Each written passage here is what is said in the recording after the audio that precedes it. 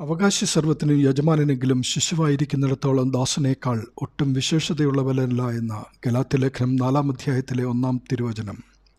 യേശുക്രിസ്തുവിൻ്റെ രക്തത്താൽ വീണ്ടെടുക്കപ്പെട്ട ജനം ദൈവത്തിൻ്റെ മക്കളും നിത്യജീവൻ്റെ അവകാശികളുമാണെന്നും അവർ വസിക്കുന്നത് ദൈവഭരണത്തിന് കീഴിലുള്ള ദൈവരാജ്യത്തിലാകയാൽ അവർ ആത്മീയ അവസ്ഥയിൽ ഉന്നതി പ്രാപിക്കേണ്ടതിന് പകരം പഴയ നിയമ ന്യായപ്രമാണത്തിനും ജാതികളുടെയും ലോകത്തിൻ്റെയും നിയമങ്ങൾക്കും സാത്താനും പിന്നെയും അടിമപ്പെട്ടാൽ വീണ്ടും ശിശുവിനെ പോലെയും ലോക നിയമങ്ങൾക്കും ലോകത്തിൻ്റെ അധികാരിയായ പിശാചിനും ദാസരായിത്തീരും എന്ന് വചനം നമ്മെ ഓർമ്മിപ്പിക്കുമ്പോൾ, പിതാവ് നിശ്ചയിച്ച അവധിയോളം രക്ഷകന്മാർക്കും ഗ്രഹവിചാരകന്മാർക്കും കീഴ്പ്പെട്ടവരായിരുന്നു എന്ന 2-ാമത്തെ വാക്യം വെളിപ്പെടുത്തുന്നത്.